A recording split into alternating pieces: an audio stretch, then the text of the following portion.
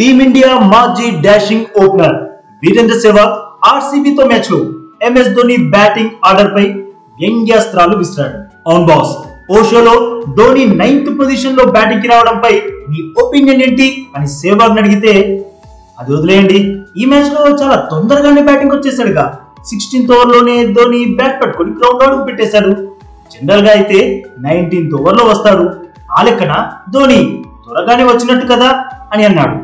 ఇప్పుడు ధోని లిమిటెడ్ టైంలో లిమిటెడ్ బంతుల్ని మాత్రమే ఎదుర్కోవాలని తను వాళ్ళ టీం డిసిషన్ తీసేసుకున్నారు. అందుకే వారు అలా చేస్తున్నారు.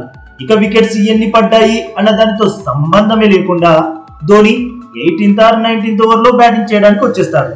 కానీ ఈరోజు 2 అవర్స్ ముందే వచ్చేసాడు. అయినా గత 4 సంవత్సరాలుగా మేము ఇదే చెప్తున్నాం, ధోని ఇంకొంచెం ఎర్లీగా బ్యాటింగ్ కి రావాలి అని. ధోని వల్ల మ్యాచ్ ఫలితం సిఎస్కే వైపు మారొచ్చని, కానీ అలా జరగట్లేదు.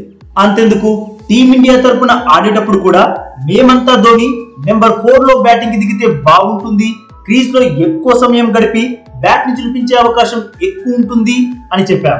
బట్ ఆ టైంలో తనే కెప్టెన్ అయ్యుండి కూడా బ్యాటింగ్ ఆర్డర్ లో పైకి రాలేదు. ఇక ఇప్పుడైతే తను రిటైర్మెంట్ కి దగ్గరలో ఉన్నాడు, కాబట్టి అది ఇక మారదు.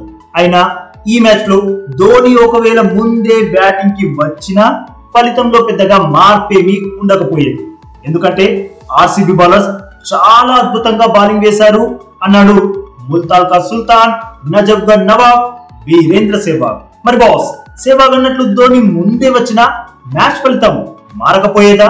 మీ ఒపీనియన్ ని తప్పకుండా కామెంట్ చేయండి బాస్. ఇక ఈ వీడియో చూసినందుకైతే మీ అందరికీ దిల్ సే థ్యాంక్ యూ బాస్.